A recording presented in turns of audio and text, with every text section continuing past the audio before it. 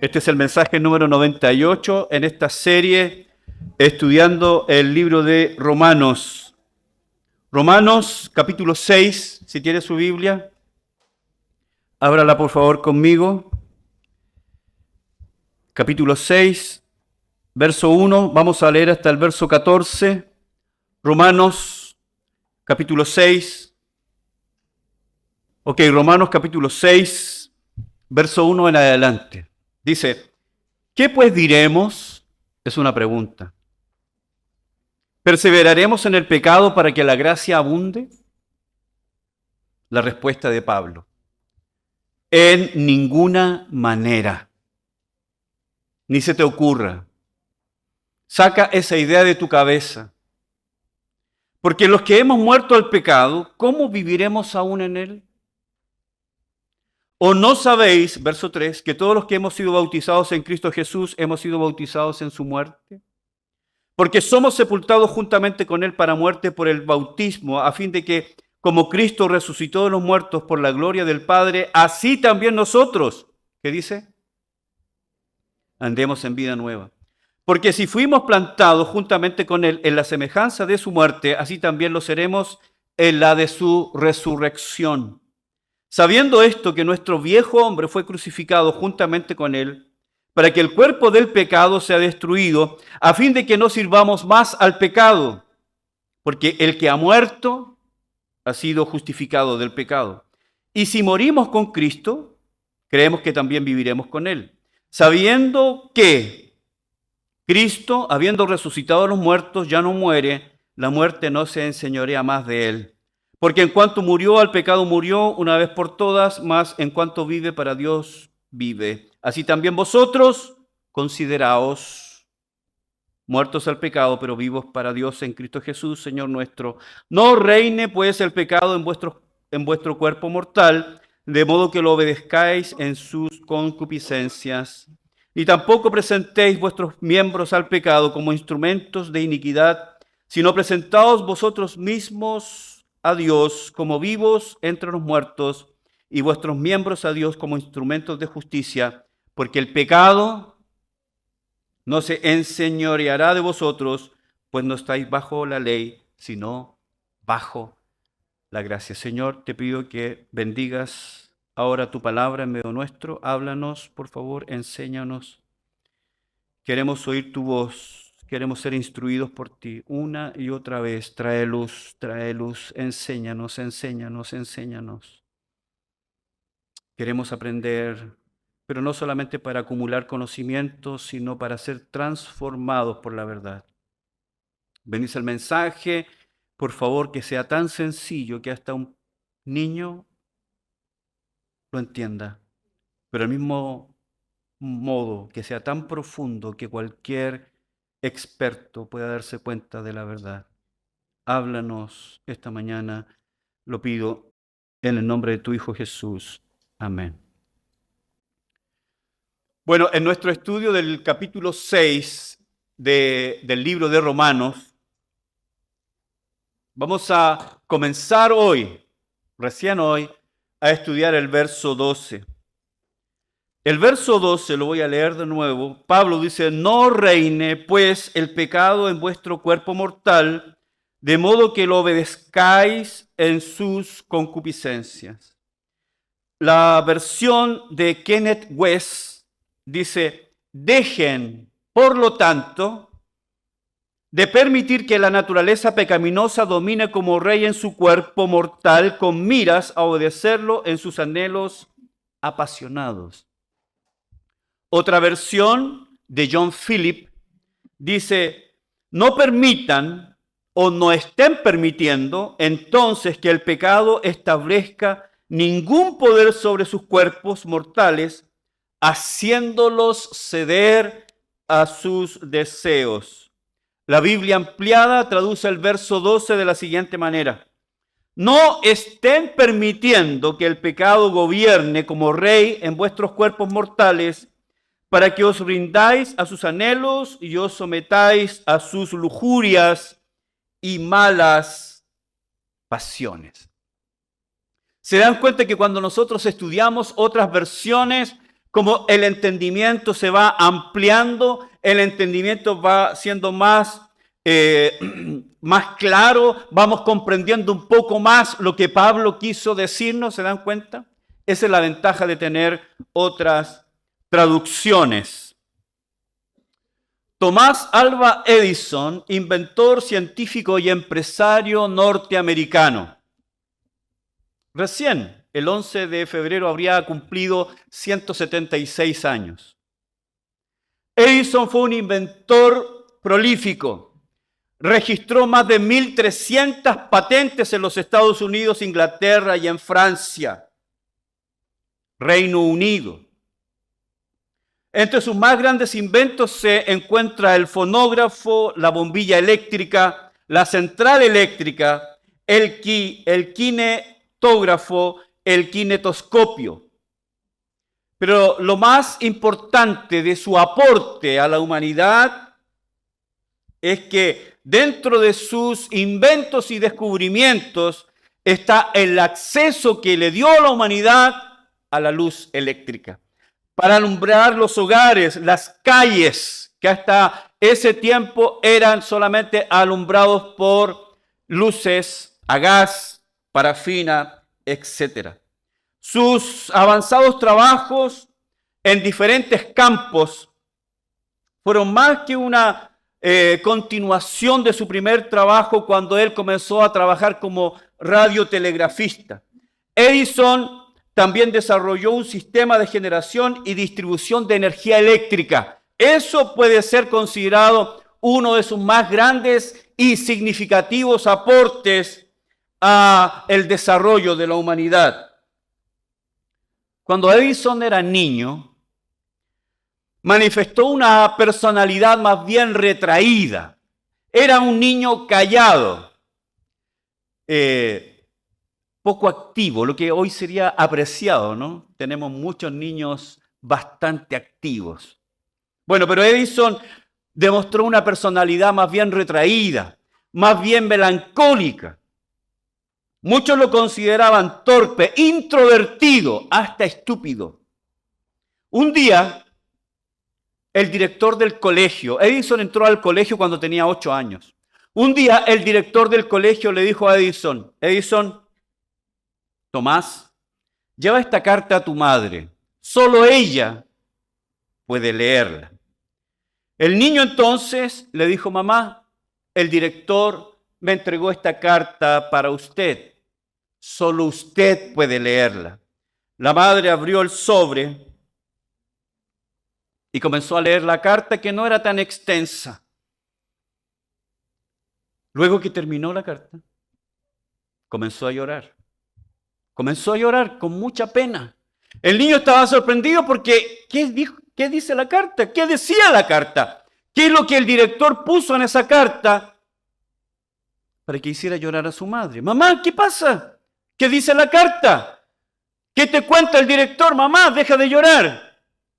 La mamá, secándose las lágrimas, se inclinó, abrazó a su hijo y le dijo, esto dice la carta. Señora Edison, su hijo es un genio. Esta escuela es demasiado pequeña para él.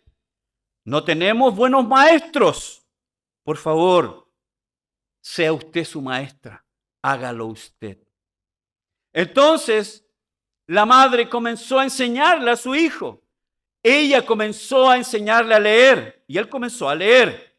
Ella misma luego se encargó de seleccionar los libros que él leyera. Le entregó, por ejemplo, a un niño de 9 años, imagínate, 9 años, le entregó el libro de Gibbon llamado Decadencia y Caída del Imperio Romano. Luego le entregó Historia de Inglaterra, de Hume. Luego, cuando él cumplió 10 años, le entregó su primer libro de ciencias llamado La Escuela de Filosofía Natural, de R.C. Packer. Este libro describía con ilustraciones experimentos que los niños podían hacer en su casa. Así que a los 10 años, Edison, Tomás, construyó su primer laboratorio en casa y ahí es cuando él se dio cuenta de su amor por la ciencia. A los 15 años, 15 años, leyó todos los libros que estaban disponibles en la biblioteca de Detroit, uno por uno. Cuando él fue adulto, Edison dijo lo siguiente sobre su madre: mi madre fue la que me hizo lo que soy. Fue tan leal, fue tan presente, fue de tanto apoyo, estaba tan segura de mí, que yo sentía que ella me daba un motivo para vivir. Por lo tanto, no estaba dispuesto a decepcionar a mi madre.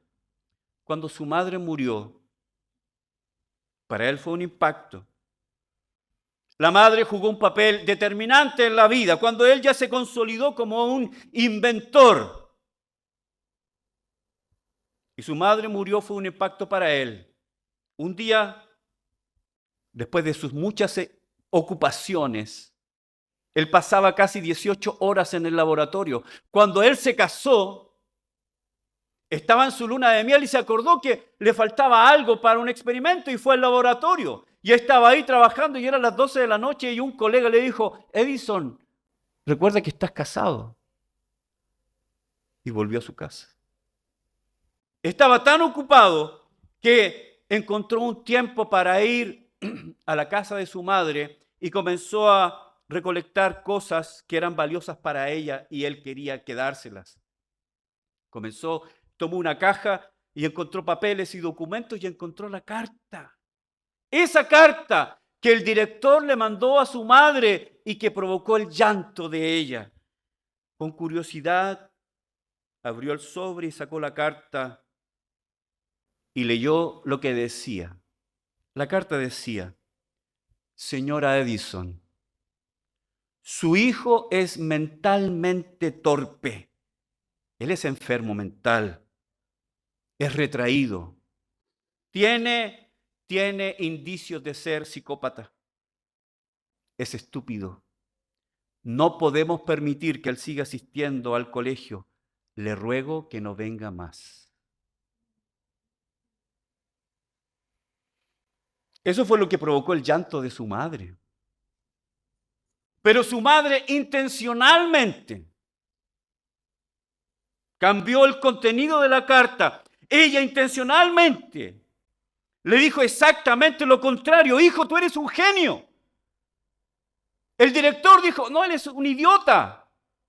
La mamá le dijo: tú eres un genio. Mientras el director, los profesores y este colegio quiso deshacerse de él por ser torpe, retraído. Recuerden que Edison luchó con la dislexia. Recuerden que Edison luchó con la sordera. La gente que trabajaba con él tenía que acercarse a hablarle al oído para que él pudiera escuchar. Él luchó con la diabetes. Él luchó contra el cansancio. Él luchó contra enfermedades. Pero resonaba la voz de su madre: hijo, tú eres un genio. Hijo, tú eres un genio. Todos lo consideraron torpe, excepto su madre. Hijo, tú eres un genio. Uno de los primeros libros que yo leí cuando nació mi primer hijo, Simón, es un libro que se llama Papá, mi padre, de Leo Buscaglia. En este libro él narra lo que era su padre. Decía: mi papá es un ingeniero, mi papá es un médico porque cura mis heridas, mi papá es un agricultor porque planta manzanas, planta semillas, mi papá es un músico porque escucha música. Mi papá, Leo Buscaglia, en una parte de ese libro, él dice: lo que los padres dicen a sus hijos resonará en su mente y su corazón el resto de su vida. Si los padres le dicen a los hijos: tú eres tonto, crecerá creyendo que es tonto. Si los padres le dicen: no vales nada, nunca lograrás nada en tu vida, eso resonará una y otra vez en su mente y en su corazón. No seré nada en la vida, no seré nada en la vida, no seré nada en la vida. Lo que los padres dicen a sus hijos resonará como una campana el resto de su vida. Hijo, eres un genio. Hijo, eres un genio. Edison creció pensando que era un genio y lo fue. ¿Cuál es el camino para la santidad? De acuerdo al Nuevo Testamento. ¿Qué contiene la enseñanza neotestamentaria respecto a este tema que es de tremenda importancia? La santidad. Cada uno de nosotros está llamado a vivir una vida santa. Pero ¿qué nos enseña la Biblia de santidad? ¿Qué es santidad?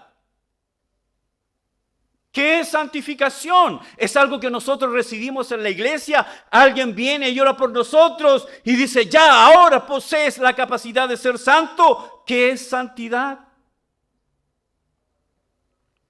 Es una experiencia de una elevación instantánea a otro nivel. ¿Qué es santidad? Es algo que ocurre en un retiro, en un campamento, donde hay tanto jolgorio y gritos y voces y música, y yo siento que estoy siendo elevado a otro nivel. ¿Qué es santidad? ¿Qué es la santidad? ¿O la Biblia nos enseña que la santidad es un proceso que se inicia en el momento de nuestra salvación? ¿Qué es la santidad? Otra pregunta importante, ¿tomamos parte nosotros en este proceso de santidad y de santificación? Pablo ha venido explicándonos todo esto en el capítulo 6. Y él nos ha explicado 3 etapas fundamentales para que el creyente inicie este proceso que se llama santificación. Son 3 etapas. La primera etapa es saber.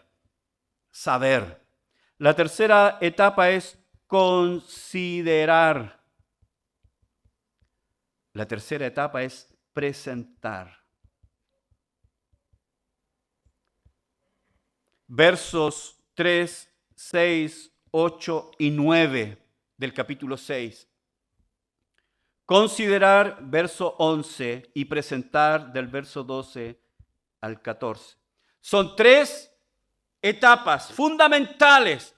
¿Qué es santificación? ¿Cómo yo, siendo creyente, puedo entrar en este proceso de santificación?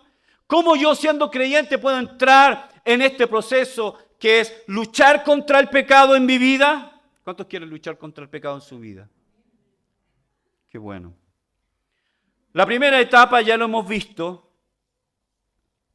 Es del verso 1 al 10, pero los versículos importantes son 3, 6, 8 y 9. Y este saber tiene que ver con la mente. Con la mente. La información que yo recibo. La segunda parte es considerar. Y eso tiene que ver con el corazón. Y la tercera parte de presentar nuestros miembros a Dios, tiene que ver con la voluntad.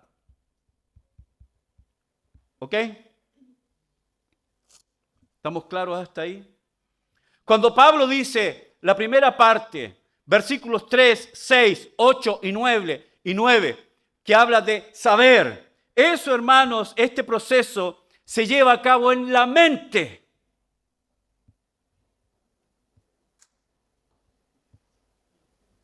¿Ustedes creen que es importante lo que pensamos? La mente, la primera parte, saber. ¿De qué habla? ¿De qué habla? Doctrina. Del verso 1 al 10 del capítulo 6, Pablo enseña doctrina. Tiene que ver con doctrina, la verdad, lo que Dios ha declarado en su palabra. Lo que Dios ha declarado en su palabra es de importancia gravitante para mí. ¿Y qué es lo que nos ha dicho Pablo? ¿Qué nos ha enseñado Pablo en los primeros 10 versículos del capítulo 6? que yo he sido unido vitalmente a Cristo en el bautismo. Donde está Cristo, estoy yo. Y lo que es Cristo, soy yo. Esto es algo que yo debo saber. Esto es doctrina. Segundo, considerar. Eso habla de un cambio. Eso podemos llamarlo arrepentimiento. ¿Por qué arrepentimiento, pastor? Porque la palabra arrepentimiento es la palabra meta. Nous. Meta es la palabra que se traduce como cambio y nous, mente. Finalmente, cuando yo recibo la información correcta, pero no solamente recibo información correcta, lo que ustedes están haciendo esta mañana, están recibiendo información, pero de nada vale, de nada sirve si yo no pienso o medito en esa verdad. Si esa verdad no viene a mí y cambia mi manera de pensar, no tiene ningún sentido, es solo información.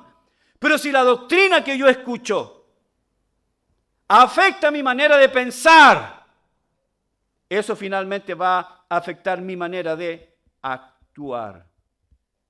Entonces ahí yo me convierto en lo que pienso. Amén. Doctrina, doctrina, doctrina. Esta iglesia es pura teología. Esta iglesia es pura doctrina. ¿Y qué quieren que predique? ¿De quién quiere que hable? Voy a repetir ese chiste fome que siempre digo.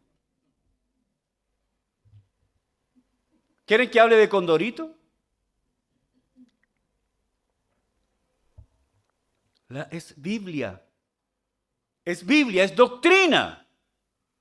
Algunos hemos sido afectados por iglesias que dicen, no es importante la doctrina. La doctrina divide. ¿Cuántos han oído esa frase? La doctrina tiene camiseta. ¿Han oído esa frase? La doctrina seca el espíritu. Lo importante es la vida, la experiencia. Lo que uno siente cuando va al culto. Oh, yo quiero sentir la presencia de Dios. El culto fue fome porque no sentí nada. Experiencia, doctrina no es importante. Precisamente por eso tenemos tantas iglesias débiles y cristianos débiles que solo buscan sensaciones, experiencias. ¿Sabe qué, hermanos? Permítanme decirles que vivimos tiempos peligrosos. ¿Están de acuerdo conmigo? Vivimos tiempos peligrosos. Ayer justamente hablaba con una pareja, ella es educadora de niños, educadora párvulos, trabaja en un centro y me decía, ¿sabe lo que pasa, pastor? Que los padres lo único que quieren es deshacerse de sus hijos. Los llevan a las 7 de la mañana y los tiran como bolsa. Hágase cargo usted. Y es por eso que no tenemos la educación fundamental que es en el hogar. La educación que los padres transmiten a los hijos, los valores, los principios. No tenemos educación en el hogar. Estamos en crisis educativa. Alumnos golpean a los profesores. Cuando yo estudiaba,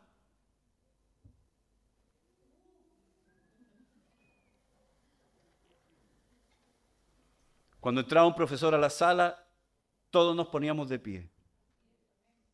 Buenos días, señor. Tome el asiento. Se iba, nosotros nos parábamos. Tome el asiento. El profesor era respetado. En la Edad Media, ¿quiere que le diga algo? Edad Media. ¿Cuál era la reina de las materias en la universidad? No era ingeniería, no era medicina. La reina de las materias en la universidad era teología, el estudio de Dios. Estamos en crisis. Estamos en crisis. Pero ¿sabe qué? ¿Sabe qué? La Biblia dice, Pablo dice, que la iglesia es columna y baluarte de la verdad. Cuando este mundo se esté derrumbando, cayéndose, tenemos un lugar donde podemos oír la verdad. Y desde este púlpito vamos a predicar la verdad bíblica. Vamos a decir, Dios dice esto, Dios dice esto. La Biblia dice que Él creó un hombre y una mujer. La Biblia no dice que Él creó 98 géneros diferentes. La Biblia no dice que ahora tenemos géneros no binarios, no hombre, no mujer, sino cualquier cosa. ¿Cuántos están de acuerdo conmigo? Doctrina, eso es lo que necesitamos, eso es lo que tiene que entrar a mi mente. Doctrina, doctrina, doctrina, pero no solamente yo tengo que oír, sino que yo tengo que pensar, meditar en mi corazón cada día. Yo tengo que pensar que lo que dice Pablo es verdad, que lo que dice Pablo es que yo fui unido a Cristo, estoy en Cristo. Cada día de mi vida yo tengo que levantarme y pensar, estoy en Cristo, estoy muerto, he sido resucitado con Cristo, estoy sentado en los lugares celestiales con Cristo. Cuando Cristo ascendió, yo ascendí. ¿Cuántos creen eso? Pero verdaderamente lo creen o lo están creyendo. Necesito creer eso, necesito cambiar mi mente.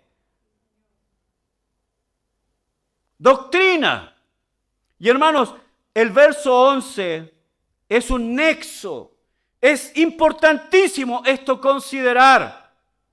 Porque Pablo ha hecho una exposición en 10 versículos sobre la doctrina de estar en Cristo. Si no creo, si no lo asimilo a mi vida, si no lo hago parte de mi vida, entonces, ¿qué voy a presentar? ¿Cómo yo voy a vivir a Cristo? Porque eso es santidad, vivir a Cristo. Vivir a Cristo en mi casa, vivir a Cristo en el colegio, vivir a Cristo en mi trabajo. No solo soy cristiano aquí en la iglesia, es fácil ser cristiano aquí. ¿Cómo está, hermano? Súper bien. Aleluya. ¿Lo puedo tocar, hermano? No. Es santidad. Es fácil ser cristiano aquí. Tu casa, en el trabajo, en el colegio, en la universidad. Eso es santidad, vivir a Cristo. Yo tengo que presentar mis miembros para glorificar a Dios. Yo tengo que presentarme. Aquí estoy. Voy a vivir a Cristo. Pero ¿cómo voy a vivir si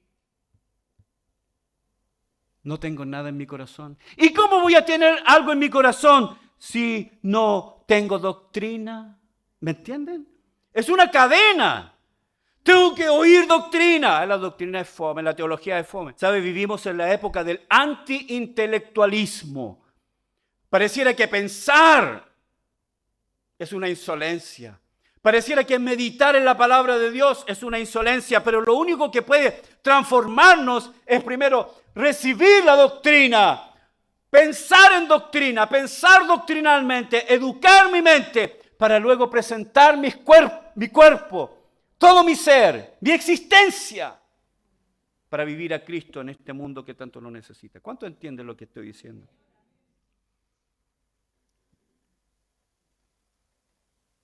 Es crucial en nuestro proceso de santificación el pensar. Pablo nos exhorta a aceptar la obra de Cristo a nuestro favor y creer que la muerte y resurrección de Cristo es nuestra. Y en base a esa verdad, cambiar todo mi estilo de pensar y actuar. Pablo nos está invitando a identificarnos con Cristo. Hermanos, lo que hacemos o cómo actuamos es un indicador de lo que creemos. ¿Sabían eso? Yo actúo en base a lo que creo. Vivimos en concordancia con lo que creemos de nosotros mismos. Y sabe que investigaciones del comportamiento humano indican que una vez que una persona cree un aspecto particular de su identidad, es más proclive a comportarse de esa manera. Si yo creo algo de mí y lo creo profundamente, voy a vivir en concordancia con lo que creo de mí. Detrás del comportamiento, del actuar, está el sistema de creencias. ¿Qué creo? La conducta es el reflejo de nuestra identidad. Así que cualquier cambio en la conducta, acá, es un cambio en nuestra manera de pensar. Detrás de cada acción hay un sistema de creencia. Por esa razón es tan importante, es gravitante lo que yo pienso. Y si yo pienso doctrinalmente, voy a vivir de acuerdo a la verdad. ¿Cuánto entienden lo que digo? Muchas personas fracasan en cambiar hábitos sin cambiar su manera de pensar.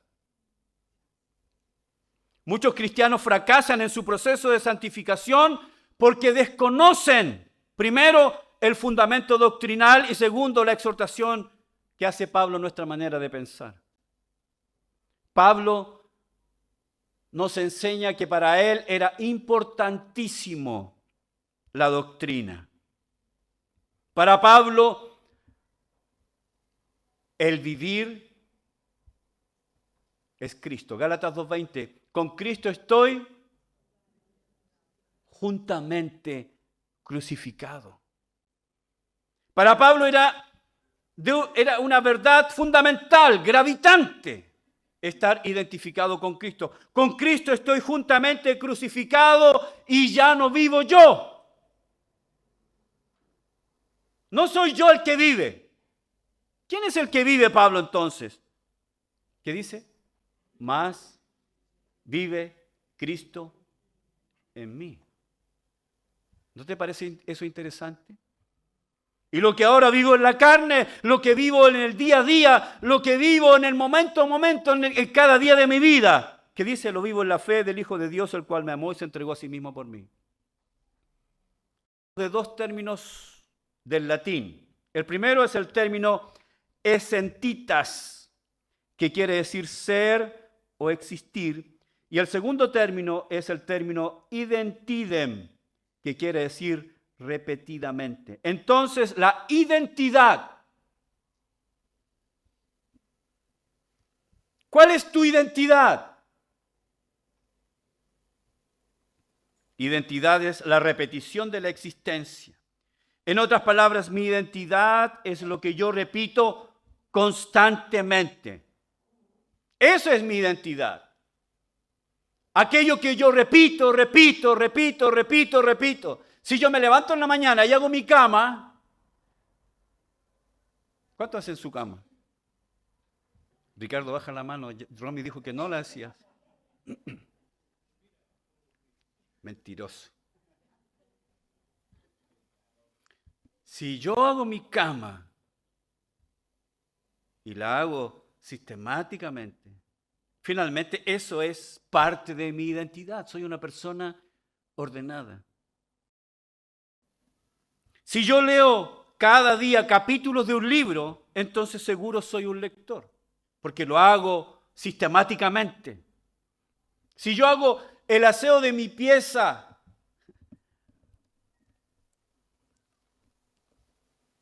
espero que el Señor traiga convicciones sobre algunos, y lo hago una vez cada 6 meses, no me puedo considerar una persona ordenada. Si yo estudio solamente para dar la prueba y estoy estudiando la última hora, el último día, no me puedo considerar un estudiante. Porque identidad es lo que yo repito constantemente. Hermanos, la repetición de cierto tipo de conducta entonces refleja lo que yo creo respecto de mí. Entonces, como vimos, como vimos. Lo que yo hago es producto de lo que yo pienso y lo que yo pienso es producto de lo que yo escucho, doctrina. Si yo estoy escuchando doctrina, estoy pensando doctrina, voy a vivir doctrinalmente. Si yo escucho que estoy en Cristo, que soy Cristo, que vivo a Cristo, que yo fui unido a Cristo y su muerte en mi muerte, su resurrección en mi resurrección, entonces yo voy a tomar esa doctrina, voy a pensar en ella, voy a meditar en ella y no solamente eso, sino que la voy a creer, entonces eso me va a llevar a actuar concordantemente con la verdad. ¿Saben qué fracasamos? Podemos oír y todos los domingos oímos algo. El problema está acá. No creemos.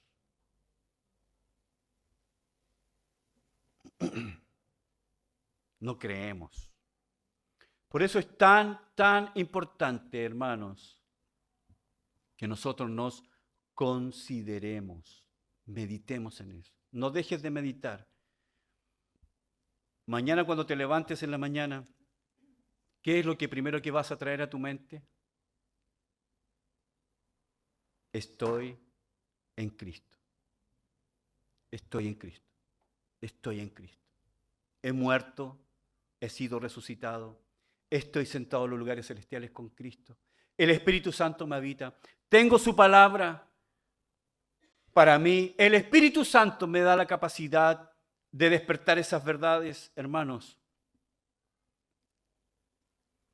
Por favor, medita en la palabra de Dios. Amén. Vamos al verso 12. Pablo dice, no reine, pues, esa frase es importante, ese pues. No reine, pues, el pecado en vuestro cuerpo mortal, de modo que lo obedezcáis en sus concupiscencias. Ahora Pablo, sobre esa base doctrinal que él nos ha dado, recuerde que Pablo, para pedirnos algo, para demandar algo de nosotros, para decirnos, consideraos, y luego nos va a decir del verso 12 al 14, nos va a decir, presenten vuestros cuerpos. Antes de demandar santidad práctica, Él nos va a dar todo un fundamento doctrinal. ¿Cuántos de nosotros hemos asistido a iglesias en donde nos dicen, ya, tú eres santo, tienes que vivir como santo? Ya, quiero vivir como santo. Ignorando todo el fundamento doctrinal. Eso, hermanos, es un suicidio espiritual. Eso, hermanos, es ahorcarse espiritualmente, frustrarse espiritualmente. Porque hay iglesias que nos demandan, sé santo, sé santo, sé santo, deja de pecar, deja ese hábito. Y yo, claro, quiero dejarlo, pero ¿cómo lo dejo? Si no entiendo esto, si no creo esto, ¿cómo puedo vivir? Pablo ha dado todo un fundamento. Hermanos, el fundamento de nuestra santidad, de nuestro proceso de santificación, está Romanos 6, del 1 al 10. ¿Quieres saber cuál es el fundamento? Ese es el fundamento. Entonces Pablo, acá en el verso 12, sobre toda esa base doctrinal, sobre la base de la primera exhortación, ahora Pablo nos dice que nosotros, ¿qué? No reine pues el pecado. Ahora, esa frase, no reine, acá la tengo. Reine, reinar, presente imperativo activo, es la frase me o un basileueto. Ese es no, pues, esté reinando porque es un presente. Pablo está diciendo, en otras palabras, detengan, paren. Él está diciendo, detengan algo que está en este momento ocurriendo. Es interesante que Pablo sabe que muchos creyentes en este momento en la iglesia en Roma están permitiendo que el pecado reine en sus vidas. Entonces ellos estaban de alguna manera permitiendo esto. Pablo dice, no lo permitan. En otras palabras, detengan esta acción. No permitan que el pecado reine. No permitan que el pecado gobierne. No permitan que el pecado los asfixie dominándolos. ¿Y sobre qué base nosotros podemos enfrentar eso? Sobre la base de que estamos muertos en Cristo. Yo no sé si ustedes alcanzan a entender lo que yo trato de comunicar. Y algunos podrían decir, ¿es tan fácil como pensar? ¿Es tan fácil como pensar? No es solo pensar, sino que es creer. Cuando yo comencé el estudio de Romanos capítulo 6, le pedí a Dios, Señor, estoy seguro que en estos versículos está el secreto. Está, por llamarlo de alguna manera, la fórmula. No para que yo definitivamente deje de pecar, porque no es lo que Pablo nos está enseñando. No para que yo finalmente me libere de mi naturaleza pecaminosa, porque eso no ocurrirá hasta mi muerte o glorificación, sino para que yo tenga la capacidad de luchar contra el pecado y tener más victorias que derrotas. Y Pablo no dice que nosotros vamos a alcanzar el perfeccionismo en esta vida. No es lo que Pablo nos está enseñando, sino lo que Pablo nos está enseñando es que ahora que estamos en Cristo y el pecado en nuestra vida, la naturaleza pecaminosa, no ha sido exterminada, pero ha sido golpeada tan severamente que ha perdido mucho de su fuerza. Entonces muchos cristianos hoy día ignoran esto. Y lo peor de todo es que viven como vivían antes, en hábitos pecaminosos. Pablo dice, dejen de comportarse así. Pero Señor, ayúdame. Romanos 6, 1 al 10.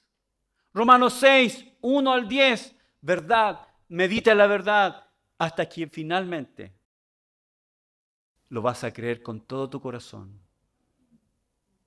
Y cuando lo creas con todo tu corazón, como Pablo nos dice, en ese momento presentaremos nuestros cuerpos como vivos entre los muertos, presentaremos nuestros miembros a Dios y seremos instrumentos de justicia. ¿Tú quieres ser instrumento de justicia? Todos queremos. No te desanimes si hasta ahora no has podido vencer sobre ciertos hábitos pecaminosos en tu vida. No te rindas. Muchos cristianos hoy están fuera de la iglesia porque se frustraron. ¿Por qué? Porque cometieron suicidio espiritual. ¿Sabe por qué? Porque no conocían la verdad, el fundamento doctrinal. Y solamente le dijeron, deja de fumar, deja de tomar, deja de ir a... ¿Qué pecado? Deja de ir a la disco. Un cristiano no va a la disco. Y tenemos esa demanda. ¿Y qué pasa si yo tengo el deseo? ¿Cómo lucho contra eso? Pablo no dice que el cristiano no va a tener deseo, ¿lo sabía? Acompáñame a Gálatas y con esto vamos a terminar. Gálatas capítulo 5. Un cristiano no es aquel que no tiene deseos de pecar, tal vez tiene deseos de pecar. ¿Alguien se identifica con esto? Gálatas capítulo 5, verso 16. Digo pues, el mismo Pablo, andad en el Espíritu y no satisfagáis, ¿qué? ¿Qué? No es que yo no tenga deseos. Puedo tener deseos. Un cristiano no es alguien que no tiene deseos. No, un cristiano tiene deseos, porque todavía tiene una naturaleza caída. Pero si un cristiano tiene doctrina, si un cristiano conoce la doctrina fundamental en su vida, sabe que está en Cristo, sabe que ha sido unido a Cristo, sabe que ha muerto con Cristo, lo sabe. Entonces dice, estando lleno del Espíritu, no darás satisfacción a los deseos de la carne. Parece muy sencillo, ¿no? Sí. En algunos casos es una lucha férrea. En algunos casos es una lucha de vida o muerte. O yo quiero esto, yo lo quiero. Señor, tú sabes que lo quiero. Pero ayúdame a querer más a ti. Ayúdame a quererte más a ti. Ayúdame, Señor, a quererte más a ti. Caminar más cerca de ti, conocerte más profundamente. Debo reconocer, y lo digo delante de ustedes, y lo digo con completa honestidad, ayer en la tarde no tenía ni un solo deseo de ir a evangelismo. Soy el pastor de la iglesia. A ustedes les digo, evangelismo no es una opción. ¿Evangelismo qué es? Un mandamiento. Y ayer yo estaba en mi casa y no quería ir a evangelismo. No tenía ni un solo deseo. Mi carne ayer estaba viva. No tenía deseos naturales de ir. No quería ir. ¿Qué digo? ¿Qué le digo a Ricardo? ¿Qué le digo a Pedro? Me quebré una pierna. Mi suegra me vino a visitar. ¿Qué le digo? Ni me llamó mi suegra ayer. ¿Qué digo? ¿Qué digo? ¿Qué hago? No tengo ningún deseo, Señor. No tengo deseo. No quiero hacerlo, no quiero hacerlo. Señor, pero sé que tengo que hacerlo. Dame vida, vivifícame. Vivifica este cuerpo muerto. Vivifica a este hombre caído. Vivifícame, dame tu palabra. Dame tu vida. Y hermanos,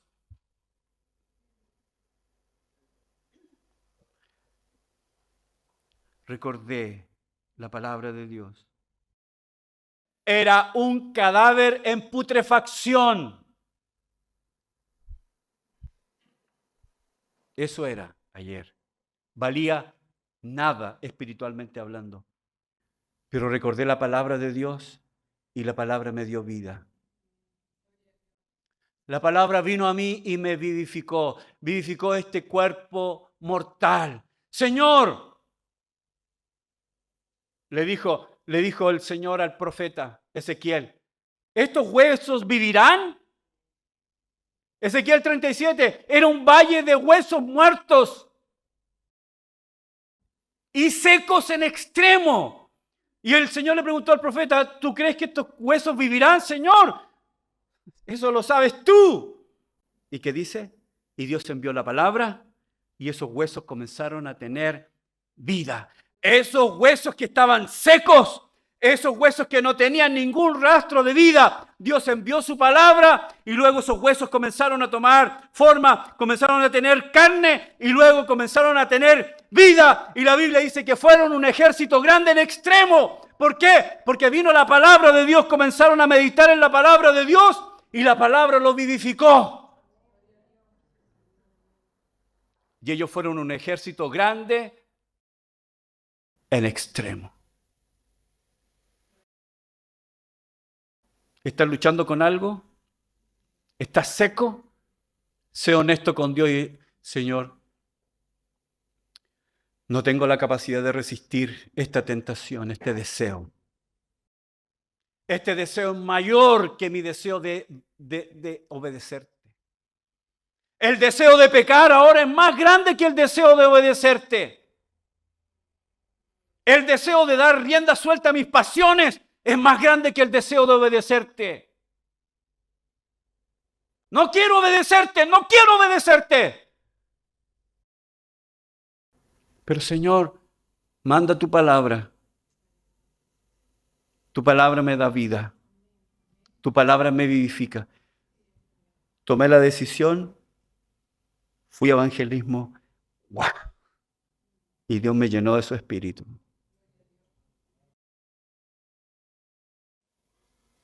No quiero hacerlo, no quiero hacerlo, no quiero hacerlo. ¿Se acuerdan la parábola? La parábola que el Señor mencionó de dos hijos. Un padre le dijo, hijo, ¿quiere ir al campo Sí, sí voy. ¿Y qué hizo? No fue. Y le dijo a otro hijo, hijo, anda, anda. Y él dijo, no, no voy a ir. Pero después fue. Y el Señor preguntó, ¿cuál de estos dos hizo la voluntad del Padre? ¿Cuál de los dos hizo la voluntad del Padre? Oh, no quiero ir a la iglesia, no quiero ir a la iglesia. Alguien me preguntó hoy día, ¿está contento de venir a la iglesia? Mi mamá me mandó. A veces, hermanos, he tenido mi corazón tan quebrantado. ¿Puedo compartir con ustedes mi corazón? He tenido mi corazón tan quebrantado. He tenido noticias domingo en la mañana que me han quebrantado y partido el alma. Y me hubiera quedado en mi casa llorando. Pero sé que tengo que estar acá. Ven a escuchar la palabra de Dios. Cuando escuchas la palabra de Dios te vivifica. La palabra de Dios te da consuelo. La palabra de Dios te anima. Y esos huesos secos, secos, secos, se transforman en un ejército grande, en extremo. Gloria al Señor por eso. Gloria al Señor por eso. Bendito nuestro Dios. Bendito nuestro Dios. Anden en el Espíritu y no darán satisfacción a los deseos de la carne. No es que no tenga deseos. Los tengo. Pero si comienzo a andar en el Espíritu, a saber, a considerar, no voy a presentar mis miembros al pecado. Amén. Espero que mis torpes palabras esta mañana, espero que con la torpeza que yo tengo de comunicar, Dios haya hablado a su vida esta mañana. Señor, gracias te damos. Te bendecimos. Mira estos cuerpos que muchas veces son como huesos secos y secos en extremo. Y debemos confesar muchas veces, no quiero hacerlo. No quiero hacerlo. Mi voluntad humana no quiere hacerlo. Más bien estoy hirviendo en deseos de hacer exactamente lo que tú me pides que haga. Pero manda tu palabra, Señor. Vivifícame. Vivifícame. Ayúdame a andar en el Espíritu para no dar satisfacción a los deseos de mi carne. Ayuda a presentar mi cuerpo en sacrificio vivo, santo y agradable, que es nuestro culto racional. Ayúdame a presentarme como vivo entre los muertos. Señor, ayúdame. Ayúdame a agradarte. Ayúdame a vivir para ti. Ayúdame, porque yo por mí mismo no puedo y muchas veces no quiero. Señor, oro a ti esta mañana en el nombre de Jesús.